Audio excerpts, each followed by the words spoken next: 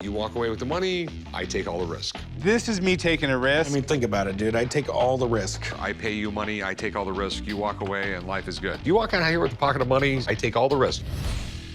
I take all the risk. Howdy. Hey, it's you again. I'm back. I got more cool stuff. Okay, I'm gonna get Chum. All right. Chum, your guy's here. Oh, hey, what's up? Hey, Chum. I've been traveling around, I've been thrifting, I've been finding good stuff. Now I'm back at the pawn shop, and I hope Chum likes what I brought him. I like this relationship. I'll go find cool stuff, cheap, sell it here, leave them room to make some money. I'll do that again every day. It's always interesting to see what you're gonna bring in. Heck yeah. This is pretty cool, man. Where'd you get this? So Margie died, and I was at her estate sale. So I bought a bunch of her stuff. She was some type of stewardess back during the Vietnam era. What makes you think it's from Vietnam? The patches. I looked up the patches, and they go with different squadrons. It's pretty cool, though. I definitely like that. The patches on there are really cool. Black Sabbath. Rock and roll. That's right. So these are early Black Sabbath when they were on the Vertigo label. And that one's got the original poster in it. It's almost impossible to find it with the poster. Mind if I open it up, take a look? No. I know the posters are pretty hard to come Yeah. by. That tear right there is gonna affect the value, but definitely really cool though. I mean, I've seen this album hundreds of times, never seen the poster in it. So the last thing I got is a Adventureland bowl set, 50th anniversary of Disneyland. And there's 2 pieces. Looks like it's in really good condition. It has the 50th year anniversary logo with the castle and everything. Everything Disney is collectible. Yep. It's got that cool tiki vibe going for it. It's probably not gonna be a hard sell. What's the lowest you would take on this? I probably wouldn't go any lower than 500. I'll give you 250. No, 250. You got Tiki fans looking for it, and you got Disney fans looking for it. I mean, realistically, could you do 4? That's gonna be my top dollar on this. I could go for it. The records, I would love to have these. What do you want for that? 800 for the pair. Well, I know I've seen these sell to $300 to $400 in the recent market, so I'd like to be in them at 250 Each? together. Oh, no, that's way too low. There's a rip in the poster. That rip does a lot to the Oh, value. yeah. If you could do 350 for the pair. This is me taking a risk. $300, I'll meet you in the middle. All right. And the dress. How much did you want for this? I was thinking 400. I want this, but I'm not gonna be able to go anywhere near 400. Okay. What neighborhood could you get into? I'll give you $99 more than you paid for it, $100. I could do $100 on it. It's in pretty good shape. I would go to 200. I'll go up a little more, like 130. If you do 150, I'll meet you there. 140. That's the best I can do. And I'm only buying it because I'll do 140. I like you and I want you to keep bringing stuff in. All right, yeah. It's never easy, but it's always a pleasure. Let me write this stuff up and I'll get you a ticket. Cool. Hey, what can I help you with? I've got an old chest here, Buffalo Ben. He was in the Buffalo Bill Wild West show. Okay, so do you know who Buffalo Ben was, or? I'm not entirely sure. Okay. He has some photos, some puppets is all in here as well. Okay. Ventriloquist doll. He still talks. Hi, Chum. I came down to the pawn shop today to try to sell my Buffalo Ben collection. Buffalo Ben had ties with Buffalo Bill. I'm hoping to get at least $5,000 out of it. I can't have it in-house, mainly because my wife thinks that the dolls that are in the box are pretty creepy. Okay, where did you get all this stuff? Well, I remodeled a house for a lady in Colorado, and she says, do you want it? I said, sure, I'll take it. Do you know if there's any relation to Buffalo Bill, or? He was in the Buffalo Bill show. Okay. And that's supposed to be Buffalo Ben right there? Yeah. I mean, Buffalo Bill was a really great character. He had an amazing show. I mean, he toured all over the United States. He toured all over Europe. He performed for kings and queens. And that stuff I know is worth a lot of money. Buffalo Bill Cody is an American legend. The guy was a soldier, buffalo hunter, and all-around badass. He had hundreds of people working on his Wild West show. And anything associated with him can be worth money, maybe even Buffalo Ben. You have like 2 things here. You have this Buffalo Ben guy stuff, and you have a Punch and Judy show. You ever see the little puppet shows? No. Well, they'd reach up, and you would have little Punch and Judy shows, and here. and they would argue with each other, and they would always end up fighting. Okay. Always. I don't like you. I don't like you. I think you're ugly. Don't break this thing, it's old. I've seen Punch and Judy puppets, I've seen ventriloquist dummies, but this collection is really unusual. I'm figuring the dating on some of this stuff is around 1890. I don't have a clue. The little ventriloquist doll here, that's got newer clothes on it. I'm just sort of baffled here by the whole thing. I don't know if this is Buffalo Bill's cousin or who the hell this guy is. Got a friend who runs a Wild West museum. Let me get him down here. We'll get this thing figured out. Okay? The guys don't know what is in this box. I don't know what it is, so I can't wait to hear what their expert has to say. He started out as a buffalo hunter on the plains. He was a scout for the Army, and he actually got the Congressional Medal of Honor because of his service. Wow. So Buffalo Bill really had a strong basis for a Wild West show in his background. You know, I've never heard of Buffalo Ben, but Buffalo Bill had a lot of characters, performers in his show, and we're always learning about new ones, and so I'm hoping maybe we'll find something more about this guy. You know, we have some really nice stuff linking him to 1930s circus activities. The question is, from the 1930s back to 1886, 87, was he really involved with Buffalo Bill's Wild West? This gives me a concern because actually, this was an image used by Buffalo Bill to promote his Wild West, and the name Buffalo Bill's been taken off of here. It's like Buffalo Ben just kind of stole it from Buffalo Bill. This other photograph here, taken in 1886. This guy is a Lakota chief known as Red Shirt. He is not Buffalo Ben at all. We have photographs of him. His face is pretty familiar to me. Unfortunately, Buffalo Ben was not with Buffalo Bill's Wild West. We have some really neat circus stuff. We have some authentic items, but Buffalo Ben himself isn't really authentic. He was one of these guys that created a persona for himself long after Buffalo Bill and everybody who could have contradicted him were dead. Wow.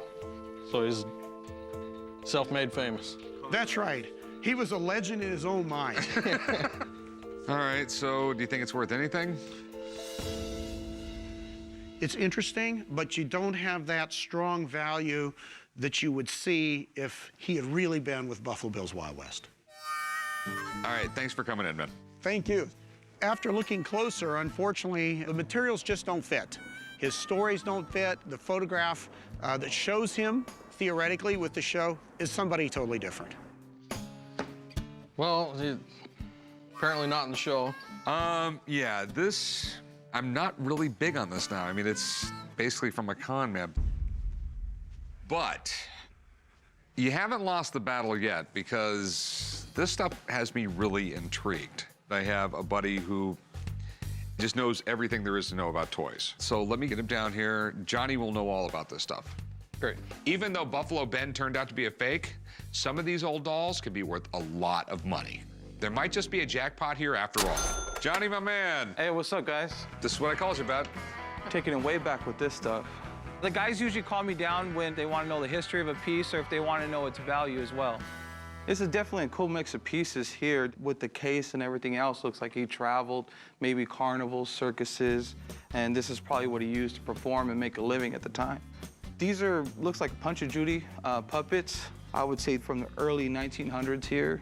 Back then, this was the big thing. I mean, people came from all over to see these puppeteers, these ventriloquist performers, and it's amazing to see this stuff here at the shop.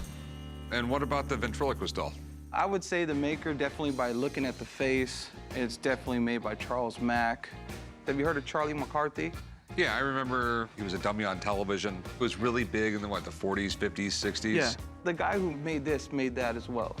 Theodore Mack & Son was a big manufacturer of ventriloquist figures in the early 1900s and continued on to the 50s, and they were still a big name back then. All right, Johnny, does this stuff have any value? Because my man ain't been so lucky with everything else so far. Everything seems in fair condition for the time. Most of these were hand-painted, and a lot of that has remained intact. The clothing's original. Also, the Charles Mack piece, which is pretty decent for how old it is. I would put a total value at about $5,000 for the whole collection here. Great. Okay. All right. Thanks, man. You're the best. All right. See you Take later. care. Yeah, a little bit of a roller coaster ride today, huh? Yeah. Okay. Yeah, this stuff right here, I don't see no money there. Just plain and simple. This stuff, what do you want for it? I was hoping to get $5,000 out of it. Yeah, $5,000 I'm not gonna do. I mean, because I'm hoping to get that. I'll give you $3,000. With the box being a a decorative piece, You this keep the stuff box. being extra. Hey.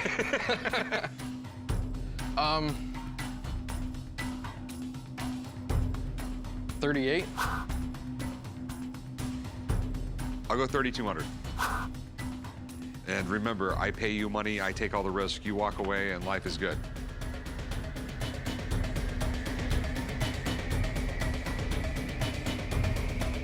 I think we got a deal. All right, it's a deal, man. Write them up, Chum. Let me try to... These dolls are awesome. Took half a day of work, but what a payoff. So, what in the hell is this? Miami Dolphin Stadium. I'm assuming an architectural rendering or Yeah. made out of cork board, and I think they used balsa wood. it's definitely not made out of Legos. There's only one original architect's model of Joe Robbie Stadium constructed. So this was the model made to sell the concept to the fans in the city of Miami. I'm hoping to sell this today for about $12,000. That's amazing. All right, it's the same stadium they play in now, right? Just Correct. a name change? Correct. Back in the mid-'80s, this was commissioned by Joe Robbie, the owner of Miami Dolphins, so that he could have this to show in all the different malls and grocery stores and different places around Miami. Yeah, he had been trying to get a new stadium for the Dolphins for probably about 10 years. Think about it. By the early 80s, Dan Marino's tearing up league passing records, but they're still sharing a stadium with a college team. Right. So Joe Robbie decided he was gonna pay to build it himself. So where did you get this? Well, I got it from the city of Cleveland because Art Modell, the owner of the Cleveland Browns, he liked this design so much as well. This is what he wanted built there too. So, How did that work out for him? not too well. City of Cleveland didn't want to pony up money like Joe Robbie did. So we all know the rest of the story. This Art Modell guy kept bumping heads with the city of Cleveland. So eventually he gave up, moved his team to Baltimore, and created the Ravens. It was a tough road for Cleveland fans, but fortunately they got a new Browns team a few years later. God, it must suck being in Cleveland, man. The best thing you have to look at is a copy of the Dolphin Stadium. Hey, come on, don't be brutal. We get enough razzing. You know, there's a lot of fanatical football fans out there that would love to have something like this. What are you looking to get out of it, man? I was looking at somewhere around 12,000. Whew. The NFL Hall of Fame said I should insure it for a minimum of 25,000. But you know what the NFL Hall of Fame didn't do? They didn't write you a check. How about 10? I see why you would think it'd be worth so much money, and I'm sure there's somebody out there that's gonna pay it, but this isn't something that's easy to sell. I'd give you like $4,000 for it. Oh, that's pretty rough. This was Joe Robbie's prize for what he was trying to build for his team and for the city of Miami. How about 8? It's not gonna happen. I mean, think about it, dude. I take all the risk. I'm the one that actually has to find someone to buy it. It's gonna cost me time, money, and resources. I'll go $6,000. It's the most I can do. How about 7? Because I'll build you this for 3,000. $6,000, man. That's what I'm willing to pay. Whew.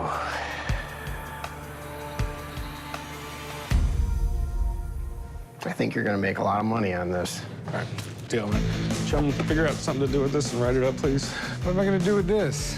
I do think that the 6,000 is still lower than what it's really worth, but I'm trying to move into a smaller place, and I really don't want to take it with me. So I'm okay with it.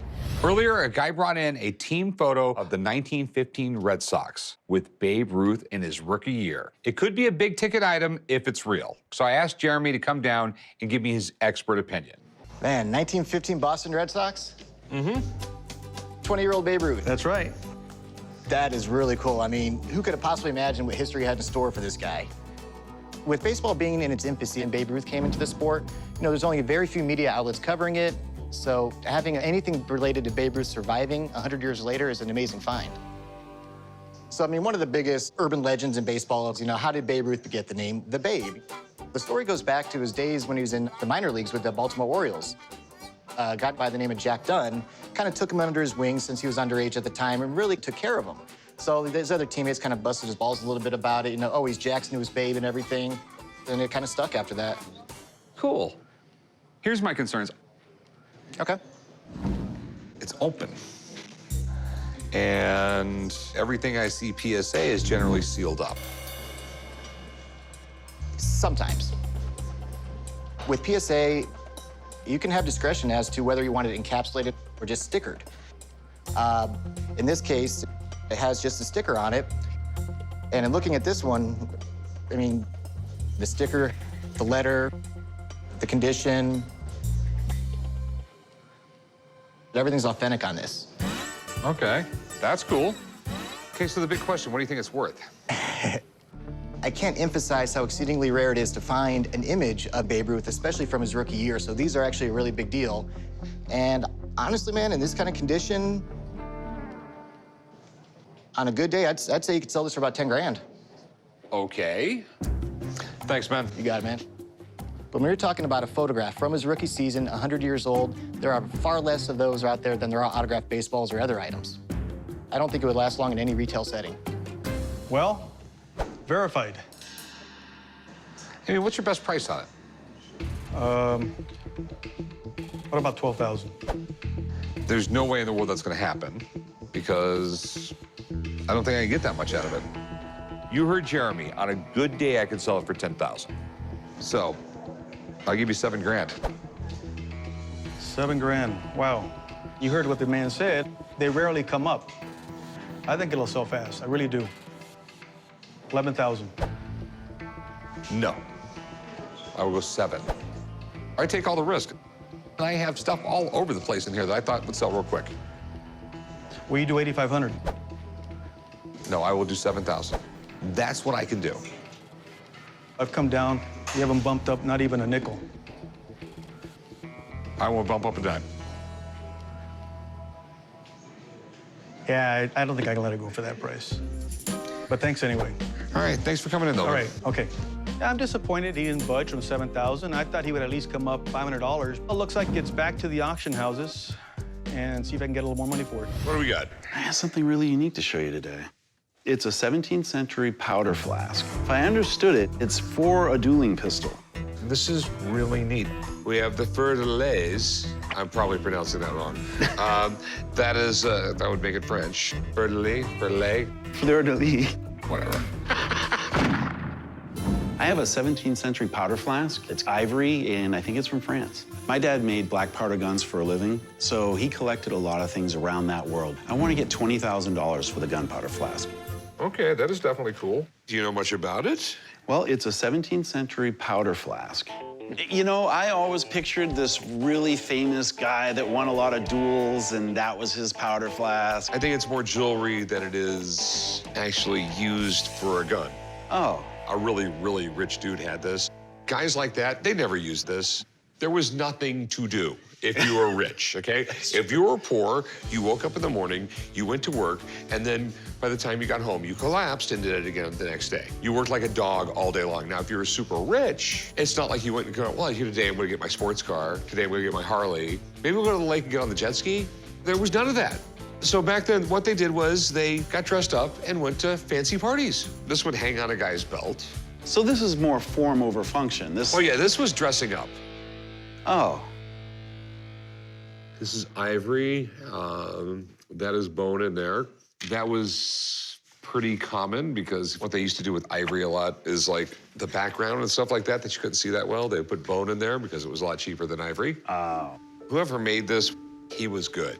You see how he inlaid this with gold, and this is one bluing technique where you get that color, a different bluing technique where you get that color, and a third one there. Bluing was an art, and the color of the bluing was dependent upon the temperature of the metal, the oils where you were using, and everything else like that. Now, how old it is, that's debatable. Is there any markings on it anywhere?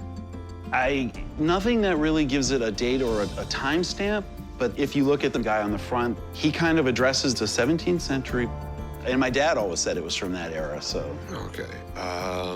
You know, today you can go out and buy things with George Washington's picture on it. That doesn't give it a date. But were they made of ivory today? There was no problem getting ivory up to like 30 years ago, so. How much are you gonna get out of this? $20,000 is fair for something this age, this ornate. Let me just call someone up. Someone's gonna know a lot more than I am. They're gonna know about the value better. But I have a friend who will know everything. Yeah, that works. So hang out 15 minutes, and I'll be right back. Sounds good. Really looking forward to the expert getting a look at this gunpowder flask. I think he's gonna probably say it's worth a lot more than I'm asking. Here it is. Wow.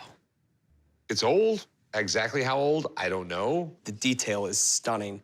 The fleur-de-lis puts it absolutely French and also somehow related to the monarchy because of the crown. And that was not done lightly. This is somebody who has permission or is somehow associated with the crown. You didn't just decide you wanted a priming flask and throw the crown on there. But on the other side, this is very clearly King Henry II. So King Henry II died in 1559. Oh. But it's not that old. What I think this is a tribute to King Henry II. Now, Henry II was a really popular king at the time because he was an avid hunter and an outdoorsman, and he was always celebrated by French kings going on, most notably Louis XIV, the Sun King, the man who built Versailles. I do think that it would have belonged to one of his courtiers. Okay, that is definitely cool. The French court was notorious for its competition. Status was everything, and part of what helped you attain status were high-priced accessories. This would have been one of the finest pieces of craftsmanship you could have purchased. These two hooks here would have connected to some type of fancy lanyard that went around the courtier's neck and under their arm, and it would have hung there. And you can see this is something to other people to be envious of. Almost like today a man wears an expensive watch. So what do you think it's worth? It's in exquisite condition. My best guess is that at the right auction, $20,000. Thanks, man. Thank you. Thanks, appreciate that. Good luck. A 17th century ivory primer flask would be valued by collectors not just of militaria, but also of art. So you really got the best of both worlds. It's a great piece of history. It really is. I mean, what's your best price on it? You heard the man, $20,000 seems like a pretty fair price. $20,000 in the right auction, or I pay you 10 grand. You walk away with the money, I take all the risk. What about 15,000? I'll give you 11 grand for it. Ah, it's hard. Could you do 12?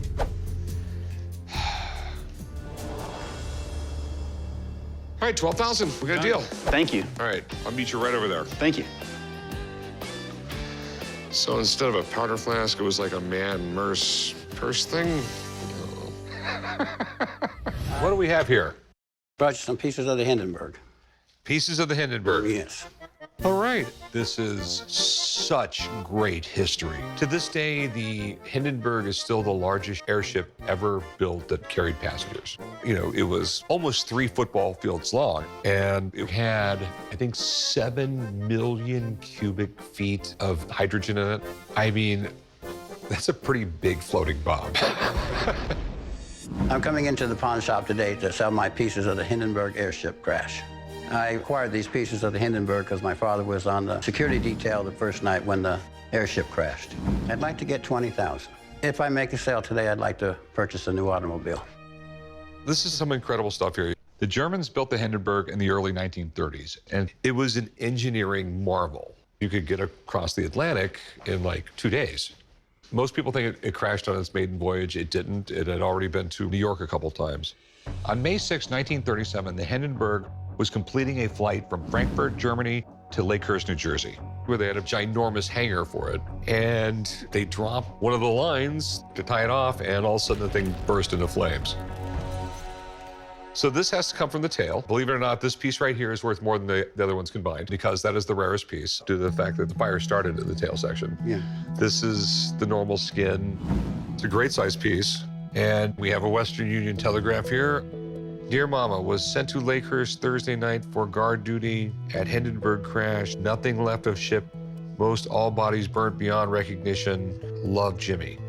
So how did you get it? Well, my father was on security detail the first night. Did your father send this? Yes. Oh, okay. That's really cool. I'm pretty impressed. So, big question, how much you want? 20,000.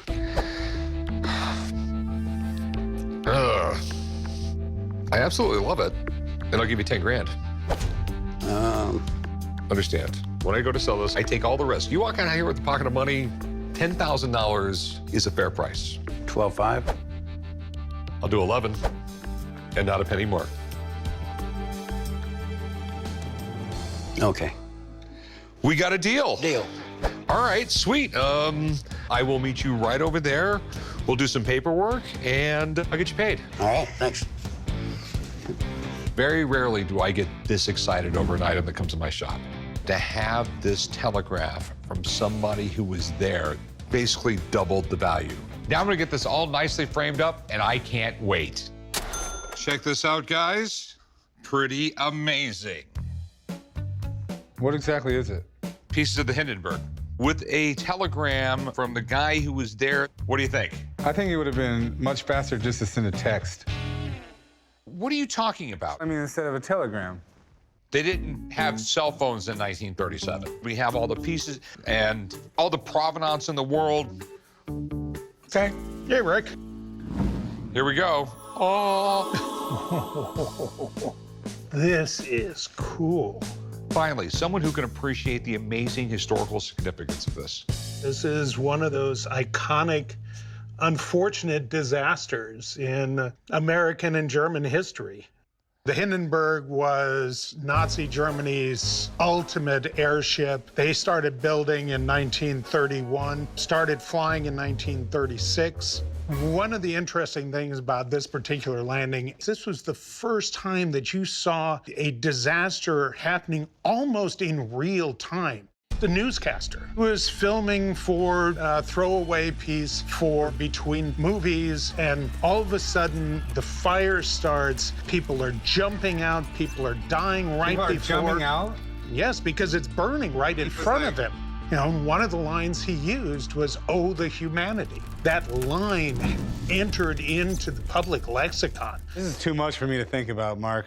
I did not come here with the intention on learning today. 35 died in the crash, 62 survived. When you look at the footage of the crash, it's still amazing to me that that many survived. It's amazing that anybody survived. Yes, it is. Yeah, it was just a massive fireball. The cool thing about this is I have part of the structure and the fabric and part of the tail. The rarest part of the Hindenburg. Yeah, because that's where the fire started. And to have that particular telegram, that's an amazing telegram. So you guys think it's cool now? It's pretty cool, Dad. Awesome. Let's go. I mean, I'm just telling you, kids today, it's just like this younger generation is just ridiculous.